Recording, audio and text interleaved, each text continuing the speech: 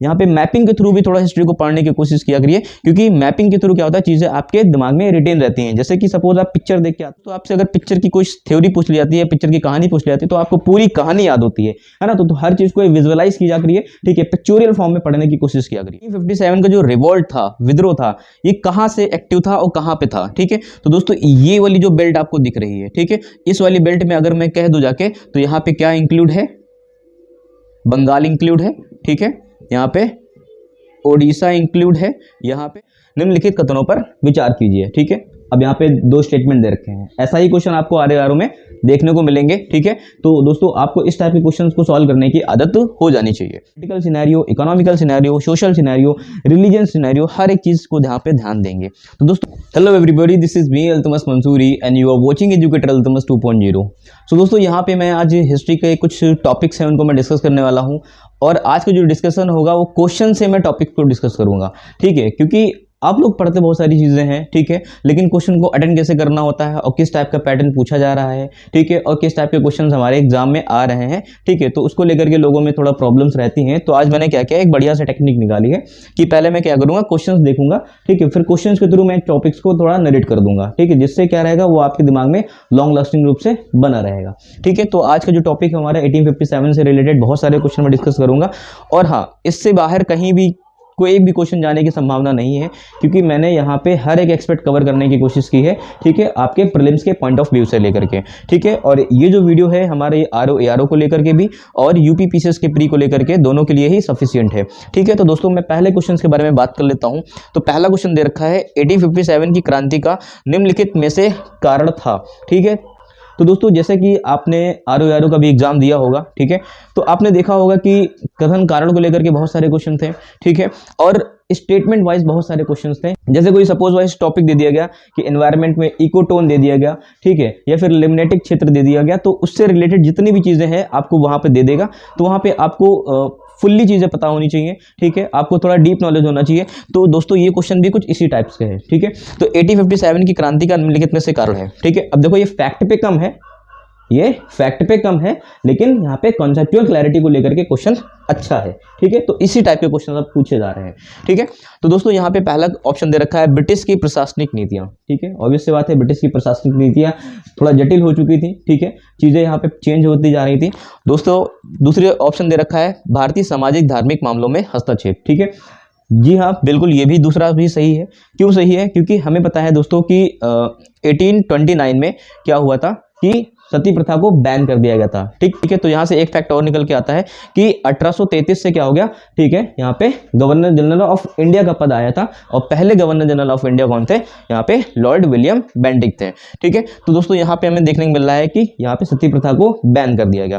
फिर दोस्तों यहाँ पे विडो रीमैरिज एक्ट को भी यहाँ पे लाया गया था, ठीक है। ईश्वर चंद्र विद्यासागर ने 1856 में क्या हो गया था, उनकी सहायता से विडो रीमैरिज एक्ट भी पारित हुआ था। तो दोस्तों यहाँ पे देखने को मिल रहा था कि उस टाइम जो तत्कालीन लोग थे उनको ये लगता था कि ये जो ब्रिटिशर्स हैं ये हमारे धर्म के साथ क्या कर रहे हैं, खिलवाड़ कर रहे हैं, हमारे रिलीजन सेक्टर को और हमारे सोशल सेक्टर को क्या कर रहे हैं, ये डिस्ट्रॉय करने की कोशिश कर रहे हैं। तो दोस्तों यहाँ पे ऑप्शन नंबर बी भी क्या हो जाता है, एकदम सही हो जाता है, ठीक है। भेदभावपूर्ण सैनिक नीतियां, भेदभावपूर्ण सैनिक नीतियां में क्या है दोस्तों, यहाँ पे समझने की चीज ये है कि जो ब्रिटिशर्स होते थे वो अपने ऑफिशियल्स को, मतलब अंग्रेजों को ही क्या करते थे, ऊंचे पदों पे लेके आते थे, और यहाँ पे और दोस्तों इंडियंस को क्या करते थे, एज अ सोल्जर उससे ऊपर की पोस्टिंग कभी भी नहीं देते थे, ठीक है। पेंशन को लेकर के, वेतन को लेकर के भी बहुत सारा वेरिएशन था, ठीक है। अब दोस्तों मैं बात कर लेता हूँ चौथे पॉइंट को लेकर के, तो ये ऑप्शन नंबर सी भी सही है, ठीक है। फिर यहाँ पे बात कर लेता हूँ चौथे नंबर को लेकर के, चर्बीदार कारतूस का प्रयोग, क्या चर्बीदार कारतूस का प्रयोग। देखिए जो 1857 का जो रिवोल्ट था, इसके पहले सिनेरियो तो बहुत सारी चीजें बन रही थी। हर एक चीज का क्या होता है, एक पॉलिटिकल एस्पेक्ट भी होता है, ठीक है, इकोनॉमिकल एस्पेक्ट भी होता है, और सोशल एस्पेक्ट भी होता है, और रिलीजियन एस्पेक्ट भी होता है। तो ये सभी पैरामीटर क्या थे, यहाँ पे प्रभावित थे। अब दोस्तों मैं बात कर लेता हूँ कि ये एक क्या था, एक बर्निंग पॉइंट था। बर्निंग पॉइंट क्या था, चर्बीदार कारतूस वाला जो इनिशिएटिव था, ठीक है, ये एक बर्निंग पॉइंट था कि यहां से युद्ध स्टार्ट होता है। लेकिन इसके पहले जो पृष्ठभूमि थी वो इन सभी एक्सपेक्ट के ऊपर क्या हो रही थी, शुरुआत से ही बनती जा रही थी, ठीक है। सोशल स्ट्रक्चर भी डिस्ट्रॉय हो रहा था, इकोनॉमिक स्ट्रक्चर भी डिस्ट्रॉय हो रहा था, आर्थिक दोहन भी बहुत ज्यादा हो रहा था, सामाजिक स्ट्रक्चर भी और रिलीजन स्ट्रक्चर भी क्या हो रहा था, बहुत ज्यादा प्रभावित हो रहा था। वेस्टर्न कल्चर क्या हो रहा था, इंडिया के ऊपर हावी होता जा रहा था। वेस्टर्न एजुकेशन भी इंडिया के ऊपर हावी होता जा रहा था, ठीक। उस टाइम जो इंडियंस थे उनको ये रियलाइज होता था कहीं हमारा जो संस्कृति है, ठीक है, जो हमारे वैदिक सभ्यता है, कहीं ये डिस्ट्रॉय ना हो जाए। तो दोस्तों ये सभी चीजें क्या है, यहाँ से पहले से ही चल रही थी। लेकिन जो एक बोलते हैं ना चिंगारी का काम किसने किया था, चर्बीदार कारतूस वाला, ठीक है, इसका प्रयोग नहीं किया था। तो कंपनी में होता क्या है कि रॉयल इनफील्ड और रॉयल बैस करके एक दो क्या आती हैं गन इंट्रोड्यूस की जाती हैं, ठीक है। उसमें दोस्तों सिस्टम ये होता था कि कारतूस को पहले दांत से काटना होता था, फिर उसको क्या करना था, डालना होता था, फिर इसमें कूट करके, ठीक है, फिर वो फायर होता था। तो दोस्तों उसमें क्या था कि जैसे कि, तो दोस्तों था क्या कि जो ब्रिटिश आर्मी थी उसमें मुस्लिम भी थे और उसमें हिंदुज़म भी थे, ठीक है। तो दोस्तों जो मंगल पांडे थे वो क्या थे, ब्राह्मण थे, ठीक है।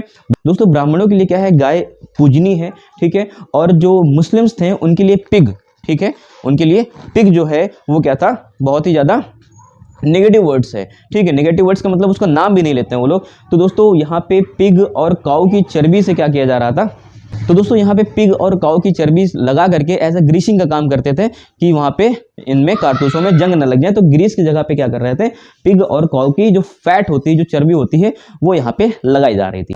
तो दोस्तों मंगल पांडे को लगा कि इससे हमारी जो धार्मिक आस्था है उसको ठेस पहुंचाने की कोशिश की जा रही है। तो दोस्तों वहां पे क्या हो गया, विद्रोह स्टार्ट हो जाता है। तो उस टाइम वो क्या था, बर्निंग पॉइंट बना। लेकिन हर एक चीज का एक ये पॉइंट होता है, जब भी आप कोई भी चीज पढ़ेंगे तो वहां पे आप political scenario, economical scenario, social scenario, religion scenario, हर एक चीज को यहाँ पे ध्यान देंगे। तो दोस्तों आई होप आपको ये क्वेश्चन अच्छे से समझ में आया होगा। तो दोस्तों मैं बात कर लेता हूँ नेक्स्ट क्वेश्चन के बारे में। सो मेरे प्यारे साथियों क्वेश्चन नंबर 2 पे बात कर लेते हैं, ठीक है। क्वेश्चन नंबर 2 में लिख रखा है कि 1857 के संदर्भ में निम्नलिखित कथनों पर विचार कीजिए, ठीक है। अब यहाँ पे 2 स्टेटमेंट दे रखे हैं, ऐसा ही क्वेश्चन आपको आर में देखने को मिलेंगे, ठीक है। तो दोस्तों आपको इस टाइप के क्वेश्चंस को सॉल्व करने की आदत हो जानी चाहिए, ठीक है। तो यहाँ पे पहला स्टेटमेंट दे रखा है, विद्रोह का सबसे सघन रूप कहाँ पे हुआ था, अवध में हुआ था, ठीक है। यहाँ पे पहला स्टेटमेंट कह रखा है कि विद्रोह का जो सबसे सघन रूप है वो कहाँ पे बता रहा है, अवध क्षेत्र में बता रहे हैं, ठीक है। फिर दोस्तों यहाँ पे दूसरा स्टेटमेंट क्या दे रखा है कि पंजाब में, क्या पंजाब में विद्रोह सबसे बाद में प्रारंभ हुआ, ठीक है। तो दोस्तों यहाँ पे आपको इसको समझने के लिए यहाँ पे एक चीज देखनी होगी, ठीक है। सपोज मैं यहाँ पे एक भारत का नक्शा ड्रॉ कर रहा हूं, ठीक। सपोज ये उस टाइम का क्या है, भारत है, ठीक है। तो दोस्तों ये जो, तो दोस्तों 1857 का जो रिवोल्ट था, विद्रोह था, ये कहां से एक्टिव था और कहां पे था, ठीक है। तो दोस्तों ये वाली जो बेल्ट आपको दिख रही है, ठीक है, इस वाली बेल्ट में अगर मैं कह दूं जाके तो यहाँ पे क्या इंक्लूड है, बंगाल इंक्लूड है, ठीक है। यहाँ पे ओडिशा इंक्लूड है, यहाँ पे बिहार इंक्लूड है, यहाँ पे अवध वाला प्रांत इंक्लूड है और यहाँ पे मध्य प्रांत, ठीक है, क्या मध्य प्रांत या फिर मिडिल प्रोविंस इंक्लूड है, ठीक है। अगर मैं साउथ इंडिया की बात कर लूँ तो साउथ इंडिया में क्या है, सतारा, क्या है, सतारा, ठीक है।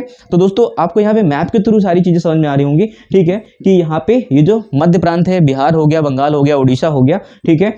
और दोस्तों यहाँ पे अवध का क्षेत्र हो गया, ठीक है। तो जो सबसे ज्यादा अगर कहीं एक्टिव था, सबसे ज्यादा अगर ये जो 1857 को जो रिवॉल्ट अगर एक्टिव था तो वो कहां पे था, ये अवध वाले प्रोविंस में, अवध वाले प्रांत में क्या था, सबसे ज्यादा एक्टिव था। और दोस्तों वहां पे, और दोस्तों उसके बाद क्या है, जो पंजाब वाला प्रांत कह लो, जो दूसरा स्टेटमेंट हमारा दे रखा है कि जो पंजाब था वो इंक्लूड था कि नहीं था, ठीक है। क्योंकि यहाँ पे कोई स्टेटमेंट दे रखा है पंजाब में विद्रोह सबसे बाद में प्रारंभ हुआ। तो दोस्तों पंजाब में कोई भी विद्रोह प्रारंभ नहीं हुआ था, क्योंकि उस टाइम का जो पंजाब था, तो दोस्तों आज का जो पाकिस्तान है, ठीक है, पाकिस्तान में जो लाहौर वाला एरिया है, ये चीजें क्या हुआ करती थी, पूरा जो सिंध प्रांत है, ठीक है, इसके ऊपर का जो रीजन हो गया, ये क्या हुआ था, उस टाइम का पंजाब हुआ करता था।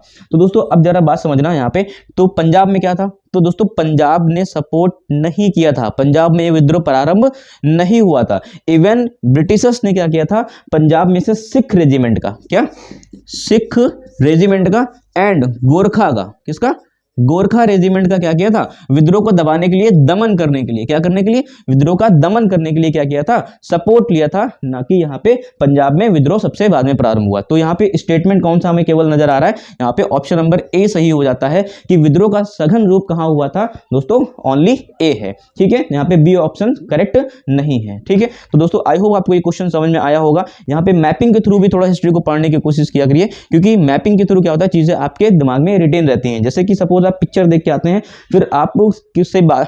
फिर उसके बाद दोस्तों आपसे अगर पिक्चर की कोई थ्योरी पूछ ली जाती है, पिक्चर की कहानी पूछ ली जाती है, तो आपको पूरी कहानी याद होती है ना। तो हर चीज को विजुअलाइज की जा करिए, ठीक है, पिक्चोरियल फॉर्म में पढ़ने की कोशिश किया करिए। तो दोस्तों आपको ये क्वेश्चन नंबर 2 अच्छे से समझ में आ गया होगा। तो यहाँ पे मैं तीसरे क्वेश्चन पे बात कर लेता हूँ। फिर दोस्तों मैं यहाँ पे बात कर लेता हूँ क्वेश्चन नंबर 3 के बारे में। दोस्तों हमें पता है कि जो 1857 का विद्रोह है, ये अलग अलग जगहों पे चल रहा था। ठीक है, मोस्टली अवध वाले एरिया में, ठीक है, फेमस था और वहां पे रेगुलेट हो रहा था। तो दोस्तों अब जब 1857 का जो विद्रोह स्टार्ट हो गया, अलग अलग जगहों पे इसको अलग अलग लीडर क्या कर रहे थे, लीड कर रहे थे। तो ब्रिटिशर्स उनका दमन करने में लगे हुए थे। ठीक है, ब्रिटिशर्स ने क्या किया, उनका दमन किया। तो दोस्तों यहाँ पे मैं बात करने वाला हूँ, क्वेश्चन सीधा सीधा पूछा गया है, ठीक है, कि विद्रोह का केंद्र कौन सा था और दमन करता, इनमें मिलान करने के लिए पूछ लिया जाता है। ठीक है दोस्तों, यहाँ पे फिर आपको दे देगा ए का ये वाला सही है, बी का ये वाला सही है, सी का ये सही है। ठीक है, तो आपको यहाँ पे पर्टिकुलर चीजें याद होना चाहिए, आपके फिंगर टिप पे होनी चाहिए, आपके लिप पे होना चाहिए। ठीक है, तो मैं बात कर लेता हूँ दिल्ली में। ठीक है, दिल्ली में किसने लड़ा था दोस्तों, ठीक है, दिल्ली से कौन लड़ रहा था, आप हमें कमेंट सेक्शन में हमें बता के। दोस्तों दिल्ली से कौन लड़ रहा था, आप हमें कमेंट सेक्शन में बताइए। ठीक है, दोस्तों यहाँ पे पहले किसने स्टार्ट किया दमन, ठीक है, निकोलस ने स्टार्ट किया। ठीक है, उसके बाद निकोलस की मृत्यु हो जाती है, उसके बाद कौन आते हैं, ह्यूडसन क्या कर रहे थे, यहाँ पे दमनकर्ता के रूप में काम कर रहे थे। फिर दोस्तों यहाँ पे कानपुर देख लेते हैं। ठीक, तो कानपुर में दोस्तों कौन थे, कैंपेबल थे। ठीक है, आप हमें कानपुर से कौन फाइट कर रहा था, ठीक है, आप हमें ये कमेंट सेक्शन में बताइए। ठीक है, फिर मैं देख लेता हूँ झांसी। ठीक है, झांसी में कौन था, ठीक है, हमें पता है झांसी की रानी थी। ठीक है, अब दोस्तों यहाँ पे इनको दमन कौन कर रहा था, ह्यूरोज कर रहे थे। ठीक है, तो यहाँ पे जो हीरोज थे, जो एक सेनाधिकारी थे, तो इन्होंने दोस्तों इन्होंने झांसी रानी के बारे में एक स्टेटमेंट दिया था। अगर आपको याद हो तो आप हमें कमेंट सेक्शन में जरूर बताएं। ठीक है, फिर इलाहाबाद से देख लेते हैं। तो इलाहाबाद से कौन थे दोस्तों, कर्नल नील क्या कर रहे थे, लीड कर रहे थे। ठीक है, तो दोस्तों यहाँ पे ये क्वेश्चन था, तो यहाँ पे ए का यही सही है, बी का यही सही है। ठीक है, सब सही है। ठीक है, अब दोस्तों मैं बात कर लेता हूँ कुछ और एरियाज के बारे में, जैसे कि लखनऊ। ठीक है, लखनऊ में बेगम हजरत महल क्या कर रही थी, लीड कर रही थी, और इनके दमनकर्ता जो थे, इनको जो दबाने वाले थे, वो कौन थे, कैंपेबल थे। ठीक है, फिर मैं बात कर लेता हूं बरेली के। ठीक है, बरेली में कौन थे, विंसेंट आयर थे। ठीक है, बरेली में दमनकर्ता कौन था, विंसेंट आयर थे। ठीक है, फिर मैं बिहार की बात कर लेता हूं, तो विलियम टेलर कौन थे, विलियम टेलर थे। ठीक है, अब दोस्तों मैं फैजाबाद के बारे में बात कर लेता हूं। तो दोस्तों यहाँ पे फैजाबाद में, ठीक है, कौन लीड कर रहा था, मौलवी अहमद उल्ला। कौन थे, मौलवी अहमद उल्ला थे। ठीक है, और इनका जो दमन करता थे वो कौन थे, कर्नल नील थे। तो दोस्तों आई होप आपको ये सारी चीजें समझ में अच्छे से आई होंगी। दोस्तों यहाँ पे मैंने एक इनिशिएटिव लिया है कि मैं क्वेश्चंस के थ्रू क्या करूंगा, आपके कॉन्सेप्ट क्लियर करते जाऊंगा। आई होप आपको ये सारी चीजें समझ में आई होंगी। तो दोस्तों आप हमें कमेंट करके जरूर बताना, ठीक, क्योंकि इसका पार्ट 2 मैं तभी डालूंगा जब आपके बहुत अच्छे सारे कमेंट होंगे, क्योंकि मैं मेहनत करता जा रहा हूँ। ठीक है, उसके ऊपर जब प्रॉपर अगर रिस्पॉन्स ना मिले तो फिर मोटिवेशन नहीं मिलता ना। तो आपका लाइक और कमेंट हमें क्या करता है, मोटिवेट करता है। ठीक है, तो आपका इसका जो पार्ट 2 तभी आएगा जब हम आपका कमेंट आएगा। ठीक है, तो दोस्तों आई होप आपको ये सारी चीजें समझ में आई होंगी। And this is the best way to recall anything and to learn anything for the longer in your minds. ठीक है, आपके दिमाग में लंबे समय तक किसी भी चीज को क्वेश्चंस के थ्रू क्या कर सकते हैं, आप अच्छे से टैकल कर सकते हैं। तो दोस्तों आई होप आपको ये समझ में आया होगा। तो जल्दी मिलते हैं नेक्स्ट वीडियो में, अगर आपका कमेंट आता है तो। ठीक है, तो प्लीज कमेंट करके जरूर बताएं, और हाँ, अगर चैनल पर नए हो तो सब्सक्राइब कर लीजिए। Thank you so much for watching this video.